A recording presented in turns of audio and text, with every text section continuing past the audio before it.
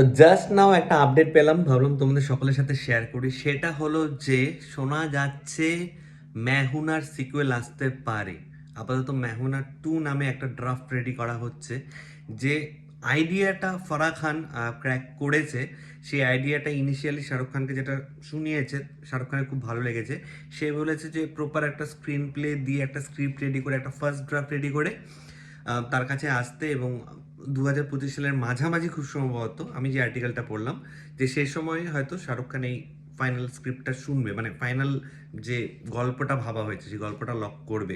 তার যদি ভালো লাগে তাহলে সে প্রডিউস করবে।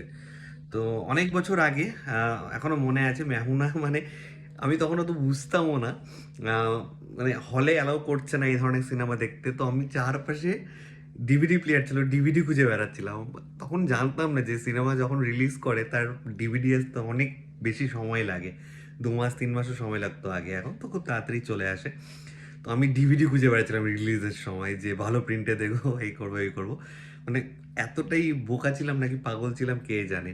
তো মেহনা হচ্ছে রেড চিলিসের ফার্স্ট প্রডিউস করা মুভি, যেখানে শাহরুখ খান ছিল, জাহিদ খান ছিল, অমৃতা আরোরা ছিল, ফারাহ খান ডিরেকশন দিয়েছিল, নেগেটিভ রোলে সুনীল শেট্টি ছিল, সুস্মিতা সেন ছিল।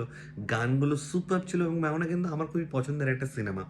তো ওটার সিকুয়েল যদি শাহরুখ খানই সেটাই কাজ করে, তাহলে বুঝতে পারছো গল্পটা অনেকটা বছর পেরিয়ে গেছে, তাহলে এবার অন্য একটা রুট ভাবতে হবে।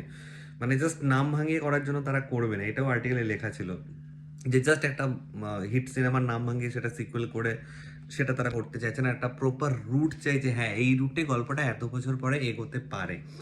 তো একটা ইনিশিয়াল আইডিয়া এসছে, সেটা নিয়ে এখন ফারাহ খান নাকি তার টিম নিয়ে স্ক্রিন প্লে রেডি করছে।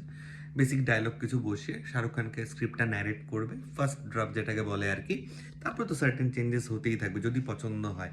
আর যদি একদমই পছন্দ না হয় তাহলে শাহরুখ খান রিজেক্ট করে দেবে। আর শাহরুখ খানের লাইন আপে কিং রয়েছে, দেন আরও কিছু কাজ আসছে যেগুলোর অ্যাকচুয়ালি আনটাইটেল কাজ।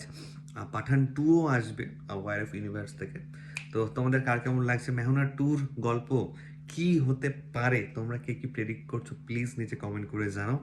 আর আমার ভিডিওটা ভালো লেগে থাকলে লাইক আমরা শেয়ার করে দিও। ঠিক আছে বন্ধুরা, ভালো থেকো সবাই, সাবধানে থেকো সবাই, চলো টাটা।